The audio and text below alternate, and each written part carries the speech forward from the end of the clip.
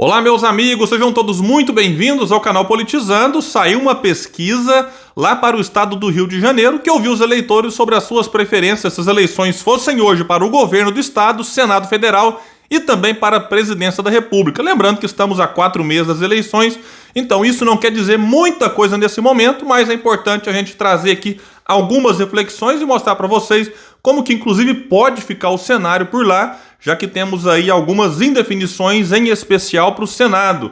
Mas antes de falar sobre isso, eu quero pedir a sua ajuda para que se inscreva aqui no canal, ative as notificações.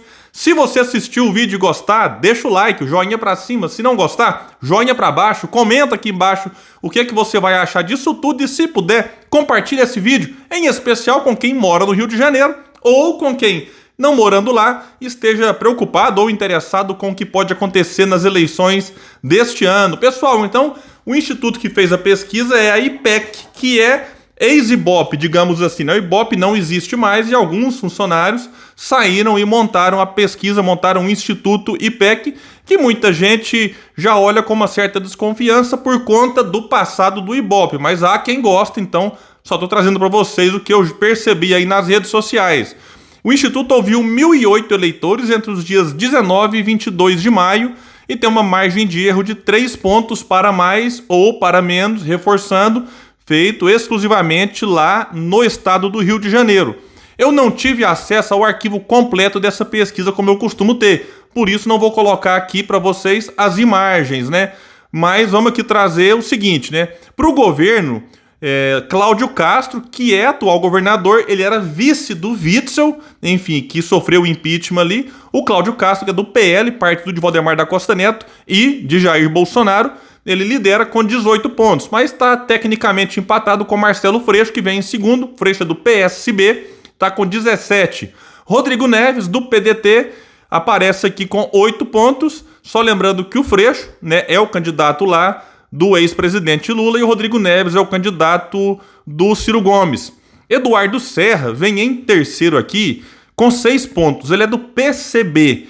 E muita gente assusta quando o Eduardo Serra aparece com esse percentual, né? Com todo respeito ao pré-candidato, mas o que muitos apontam é que há uma confusão no eleitor quando escuta Eduardo, aí faz uma referência ao atual prefeito do Rio de Janeiro, Eduardo Paes. E há quem diga até que tem uma confusão com o Serra, que é o sobrenome do ex-ministro da Saúde, José Serra, e senador, né? Então ele aparece aqui com 6 pontos. O Willian quer dizer que se Eduardo Paes fosse candidato, teria só 6%? Não. Mas é porque nem todos confundem, mas pode ter uma parcela que está confundindo e acaba escolhendo o nome dele aqui. Mas insisto, isso aqui eu não falo com nenhum demérito em relação ao candidato. É apenas o que a gente escuta aí como uma certa explicação. No outro caso, Ciro Garcia, do PSTU, apareceu aqui com 5 pontos. Muita gente fala também que escuta Ciro Garcia e pensa que é o Ciro Gomes, que é pré-candidato à presidência da República, mas é lá do Ceará, não tem nada com o Rio de Janeiro, mas pode ter também alguma confusão nesse sentido. Aí atrás vem Felipe Santa Cruz, que é ex-presidente da OAB, ele é do PSD, partido do prefeito Eduardo Paes, ele aparece com 2 pontos, e por último Paulo Ganimi, que é do Partido Novo, que marcou aqui 1 ponto. E branco e nulo, 30%. Vejam, se as eleições fossem hoje, 30% dos cariocas simplesmente anulariam ou votariam em branco. E esse percentual tem acontecido em algumas eleições por lá. Indecisos, 13%. Então, um número alto de branco e nulo mostra claramente assim, primeiro, estamos, né, longe das eleições, pode ser que isso aqui mude, mas baseado no que a gente já viu lá em outras eleições, realmente isso aqui é mais um sinal, né, de que o eleitor vai se decepcionando tanto e se desanimando com a política e com os políticos. E aí a gente tem que entender o seguinte, o voto nulo acaba eventualmente beneficiando quem está na frente. Então é melhor você, né, que mora no Rio, avaliar com calma os candidatos, o histórico, os projetos, quais são as ideias que eles apresentam, né, para que faça um voto consciente, porque o voto nulo, né, em especial no primeiro turno, acaba assim sendo bastante prejudicial e poderia mudar o cenário de segundo turno. Eles testaram outro cenário com Crivella, que não vai ser candidato, então nem vou perder tempo aqui com esse vídeo para ele não ficar ainda mais extenso.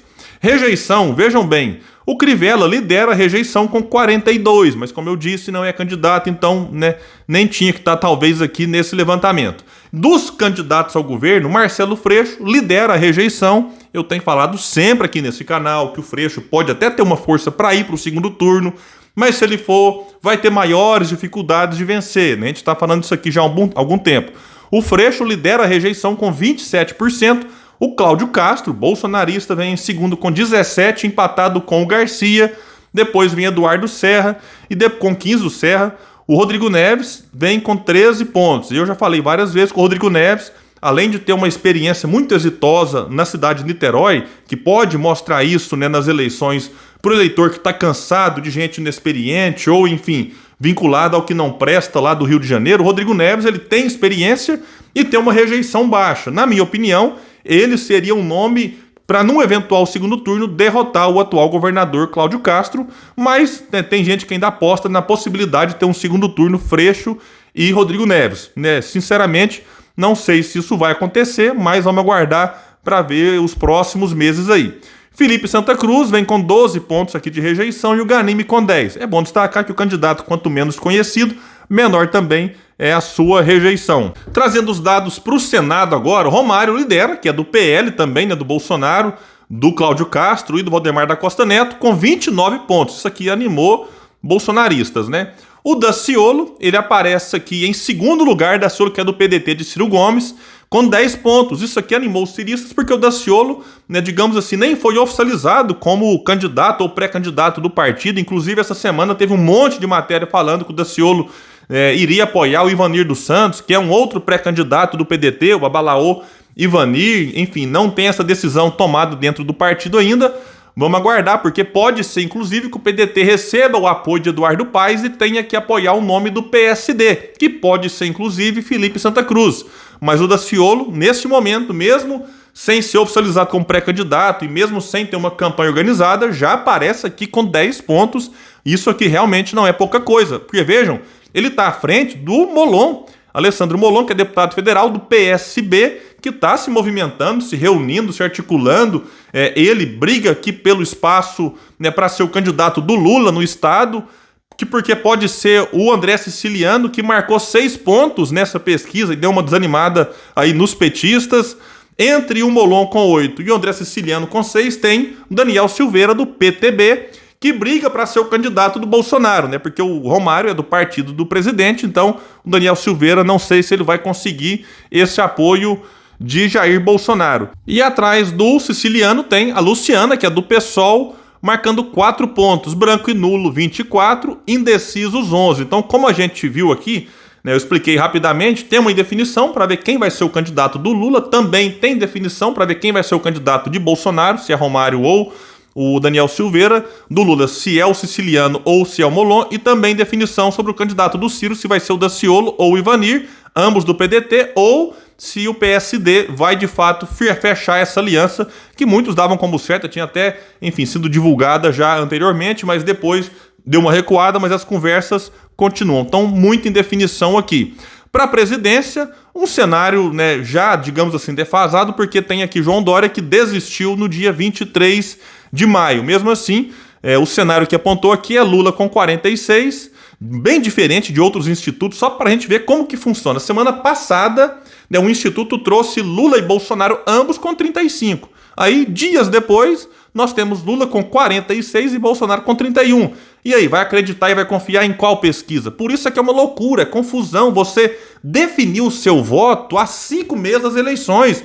Então tem que ter paciência, avaliar os candidatos, não só para a presidência, mas para o governo, para o Senado, e não se deixar influenciar por institutos e cuja metodologia, e eu estou colocando aqui na conta da metodologia diferente, acaba trazendo resultados bem diferentes, né? E vejam aqui, Ciro Gomes, 4 pontos, a militância questionou bastante, porque isso aqui vai muito diferente também do que a gente tem acompanhado por aí. João Dória com 2 pontos, Janones, Felipe, Tebet, Vera Lúcia, pontuaram 1 cada um deles. Emael, Leonardo Péricles, Bivar, Pablo e Sofia não pontuaram. Branco e nulo 7, não souberam, não responderam 5. Como eu disse, a diferença aqui, né, desse instituto com outro, isso aqui animou os petistas, mas que ficaram desanimados em relação ao cenário para o Senado e também em relação ao Marcelo Freixo. Bolsonaristas se alegraram com o Romário liderando e com o Cláudio Castro à frente, mesmo que empatado tecnicamente, mas ficaram revoltados por conta dele aparecer aqui com 31. E apoiadores de Ciro, que gostaram de ver o Daciolo em segundo para o Senado, mas aqui, enfim, não gostaram, mas houve uma reflexão importante, supondo, né, que esse 4% aqui realmente seja o que está acontecendo lá no Rio, e o Ciro tem aí entre 8 e 13 nas pesquisas em nível nacional, indica que o Ciro tem espaço para crescer no estado do Rio e crescendo lá vai melhorar ainda mais esses seus números que ele tem nas pesquisas nacionais. Inclusive porque no estado do Rio, além do PDT ter muitas prefeituras, tem lá o Cabo Daciolo, tem o Rodrigo Neves, tem a Marta Rocha, tem o David Miranda, tem o Ivanir dos Santos, o Paulo Rocha, tem o Chico Danjo, deputados federais, enfim, tem toda uma estrutura, Orlando Zacconi, e vários quadros, até Brizola Neto, são vários lá, que eu não vou nem citar todos aqui, que podem, inclusive, ajudar a campanha do Ciro a crescer ainda mais lá no estado e, como eu disse, isso ajudar em nível nacional. De todo jeito, é importante a gente olhar para a pesquisa desse tipo, como eu tenho feito de outros estados, é só para entender, porque a partir dela você pode ter um candidato ao Senado desistindo para apoiar o outro, enfim. Então é mais ou menos nesse sentido que as pesquisas para os estados são avaliadas neste momento, mas assim, mudanças podem acontecer, né, daqui para frente. A gente vai ficar atento, qualquer novidade em relação a isso eu trago para vocês, mas se puder, compartilhe esse vídeo, vamos trazer mais pessoas aqui para o canal Politizando, porque aqui a gente luta por um Brasil melhor. Valeu, pessoal, até mais!